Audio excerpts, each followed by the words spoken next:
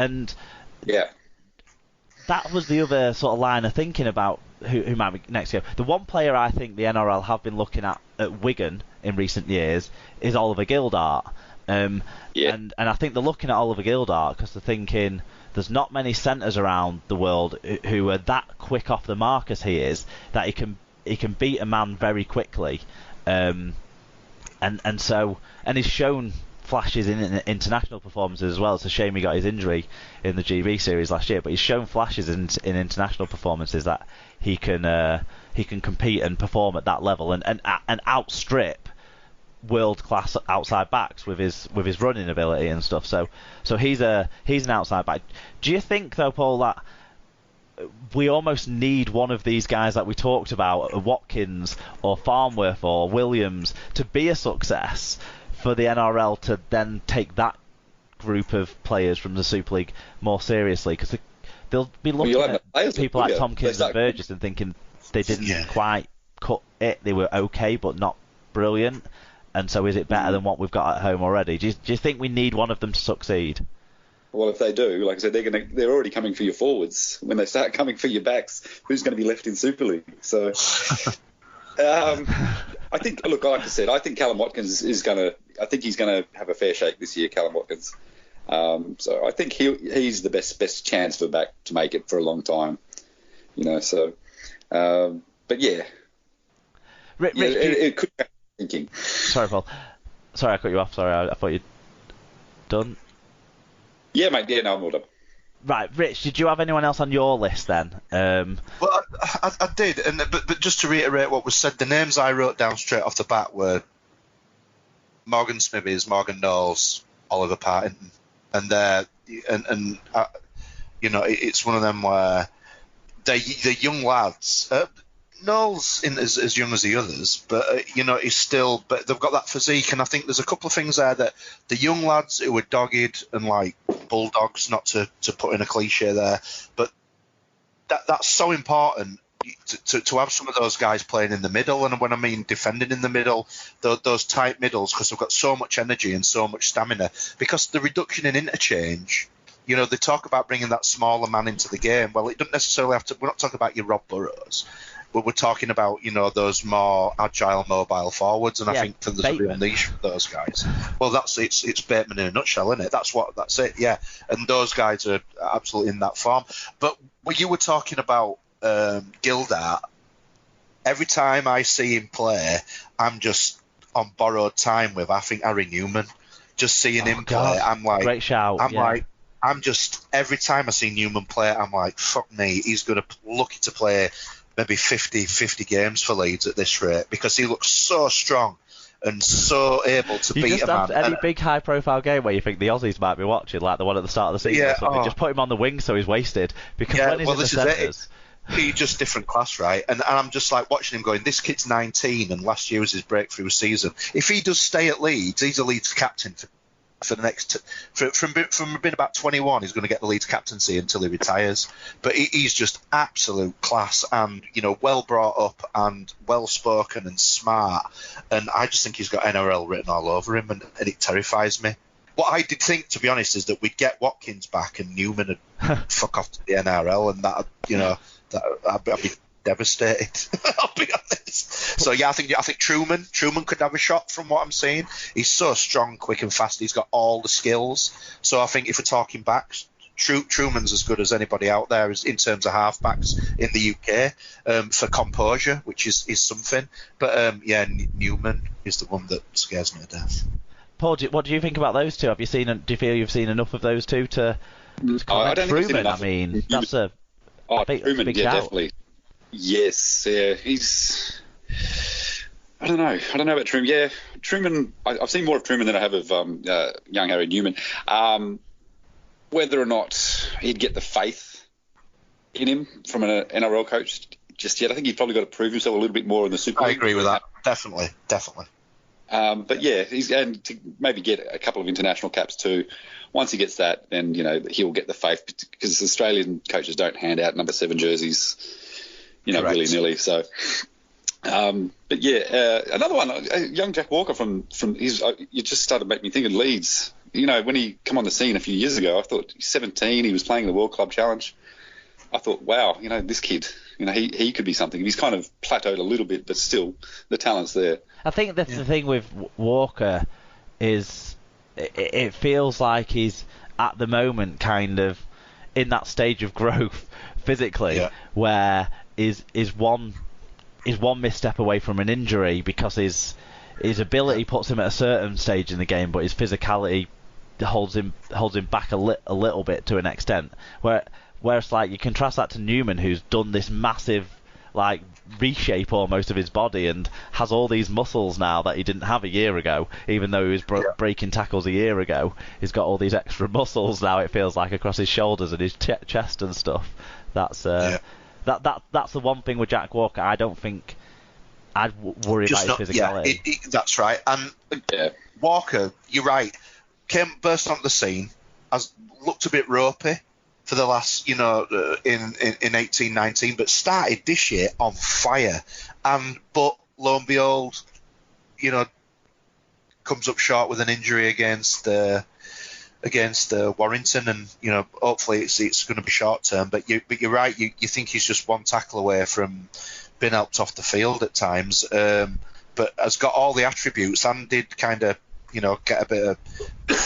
Unfortunately, playing in that Leeds team, you are going to look a bit shit at times. Those players need to be going forward to kind of come to the fore. I think if you're going to be a running fullback. No lack of effort, but I think he needs to grow into his body. But he's got the skills, but if he can stay fit. But you're right, Mark. I agree with. For me, Newman already looks like somebody who's got that physical presence. So we've talked about some players that we think might be able to attract the eye of the NRL over the next 10 years.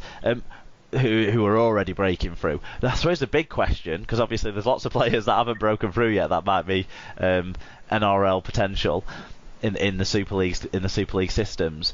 The big question is, will we continue? I mean, we've talked about over 20 players that have gone and succeeded to varying levels in the NRL in the last decade. If we did this 10 years ago, we'd literally be talking about Gareth Ellis has had a good first year, Adrian Morley was amazing, Brian Carney did okay, and Jordan Tansey played a game. That would have been the conversation. It would have been a very different conversation. Oh, actually, we just talked about 1 year, I think, of Harvey Howard as well at the Broncos. But it would have been a really different conversation to the one we've just had. So, Paul, do you think that with the NRL, growing as it's growing, we hear about how profitable it's becoming. It is the premier competition, and it's getting harder to see how Super League are going to not still be a great competition, but be the destination for the very best for most of the time. Do we think this is going to continue? Do we think this is now the state of play for the next 10 years? And we do expect in 10 years' time to be talking about another 20 or 30 names. What do you think, Paul? I think a lot of it will come down to the salary cap. I mean, the previous decade, there probably wasn't too much difference in the salary caps between the NRL and the Super League.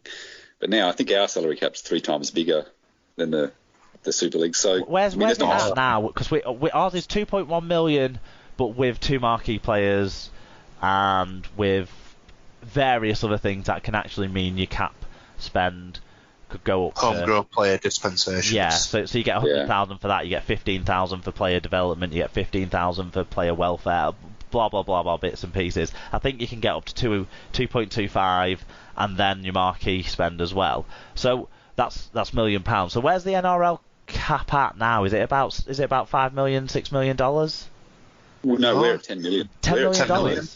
Yeah. $10 million. And that doesn't take into account. There's a long serve. Like if you've been here 8 years, you can get percentages off the cap and things like that. So third party payments are off the charts as well. Yeah, like I think the Storm spent an extra 900,000 this year over the cap just on third party payments. So legal ones this time though. Yeah. Rather than paying twice the cap on third party payments. That's right. But that's what you're up against, Mark. So you really are. So that is about £6 million, isn't it? So it is, like you say, close to 3 times the cap. Yeah. Yeah, so I mean, if that rate keeps going, then there's like I said, I can see it just continuing. So it's up to Robert Elson to get the salary cap up over there, and more interest, more people watching, and hopefully more revenues, isn't it, or more people who've got the money to spend. I think what the NRL seems to be doing better than us is collectively earning. Rather than trying to earn and fighting each other. I feel that the NRL clubs have moved away from a model of we're entirely dependent on people coming into our social clubs for us to get any revenue, to actually brand the whole competition together, sell the whole competition together, earn together, more like an NFL model than a Premier League model. I do feel it's hard to explain to people without giving people a lesson in Australian social society. But the leagues club system and all those kind of things that put so much money into the game, as well as the TV deals. I took my mum into a leagues club over here, and she's a working class lady who's loves the bingo, and I took her into a leagues club over here, and she thought it was fucking Disneyland. I mean, they're beautiful, they're clean, they are sparkly. You can get your hair done there, you can get your nails done there. There's a kids play centre. There are 1,000 beers on everywhere now. The food's, it's not like Michelin restaurant style, but you can get a decent feed and you're in decent decor. And people go there and put money into the gambling machines over here, which we call the pokies, and that's a massive, massive industry. And there's a lot of money going into these football clubs, and it's not a word of a lie. There's plenty of teams in the Q Cup and plenty of teams in the New South Wales Club Cup who've got grounds that Super League clubs would give their right arm to have, and it's one of them where that culture is just, that's the grassroots of it. Not to mention that I try to explain to people that NRL or sport in general, the NRL, AFL, cricket, the Australians are sport mad, and rugby league gets more coverage than in Australia than Premier League football does in England. It's in terms of accessibility, TV channels, all those kind of things. It's off the charts, and that's just rugby league, and cricket and AFL and A-League ain't much far behind. And obviously, sports like netball in Australia are bigger than what rugby league is in England. So when we're talking about salary cap and those kind of things, professional netball's bigger over here than rugby league is in England. So it's kind of it's different stratosphere, and that's what you're up against. You're making me feel miserable now, Rich. I'm sorry, mate. It's great living. It's great living here, mate. So what we're saying is we expect the talent drain to continue to some extent, because we still do keep producing very good players, and the NRL are going to want some of those because they can afford to take them off us. They have it feels like they have a much more cooperative system now in place. I know the hierarchy gets some stick, and I know Greenberg's not always done the right thing every time with every option he's had in his time as a executive within the NRL, within the clubs, or within the league. But it does feel like they have a more united focus on how they can all become richer. Well, that's it, 'cause it's a massive corporate machine, isn't it? Yeah, rather than 20 years ago, everything was like a little bit more small fry. People didn't really think about how we can make this become massive. Did you get what I mean? Yeah, well, clubs were falling over 20 years ago out here, weren't they? Yep. It was everyone out for themselves. Yeah. A bit like what's going over in England right now, with clubs just... Well, it's like the stuff from Neil Hudgell about Toronto, the comments that he sort of made. Yeah, that's what I was talking about. Yeah, it was just unbelievable. And the Catalan debacle with Falau, Yeah, but now there's talk that NRL clubs might be wanting him back if he plays well this year. Well, if he doesn't put anything dodgy on social media, and he won't be able to do his sermons because he can't speak French, so he might get away with it and be rehabilitated in quote marks and get an NRL gig again. We'll see. Okay, so they're not just going to take our best players, they're going to take the other talented players that we somehow managed to get into our competition, whether they deserve the chance to play or not. Good stuff, guys, good stuff. Is there any sort of final thoughts, I suppose, on the British players in the NRL from you, first of all, Paul? Mate, I'd just like to say, like, they've added so much to our competition. Like, just the skills. I think the average English forward